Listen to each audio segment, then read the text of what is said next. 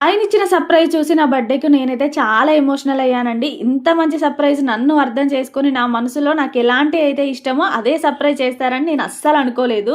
ఇంకా నాకైతే చిన్నప్పటి నుండి చెట్లన్నా, పువ్వులన్నా చాలా ఇష్టమండి. చిన్నప్పటి నుండి పల్లెటూర్లలో పెరిగాం కాబట్టి ఎన్ని రకాల పూలుంటే అన్నీ తెంపుకొని అన్నీ పెట్టుకుంటూ ఉండేదాన్ని. ఇప్పుడైతే సిటీలో ఉంటున్నాం కాబట్టి అసలు చెట్లు పెట్టుకోవడానికే ఉండదు కదా! పువ్వులంటారా బయట కొనాలంటే చాలా రేటు. అంతంత పెట్టి కొనాలంటే అసలు ధైర్యం చాలదు. ఇంక ఈ రోజైతే మా ఆయన ఇచ్చిన సర్ప్రైజ్ అయితే నాకు ఈ 2 గులాబీ మొక్కలండి.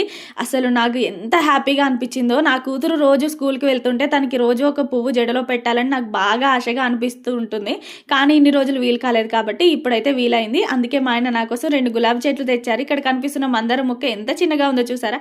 కానీ పువ్వులైతే చాలా వస్తుంది. ఆ చెట్టునైతే నేను లాస్ట్ ఇయర్ తీసుకొచ్చాను. ఇక్కడ నేను ఊరు నుండి లాస్ట్ టైం వెళ్ళినప్పుడు శంకు పువ్వు గింజలు కూడా తెచ్చానండి. ఇంక శంకు పూలు కూడా అన్ని మొక్కలలో వేశాను. చూడాలి ఎన్ని వస్తాయో. అన్ని శంకు పూలు మొక్కలు పూస్తే చాలా అందంగా ఉంటుంది కదా ఇక్కడ ప్లేస్ అంతా. ఇక్కడ నేను మీకు చూపిస్తున్న డ్రెస్ అయితే చాలా అంటే చాలా బాగా వచ్చిందండి. కళ్ళు మూసుకొని తీసుకోవచ్చు ఈ డ్రెస్ అయితే.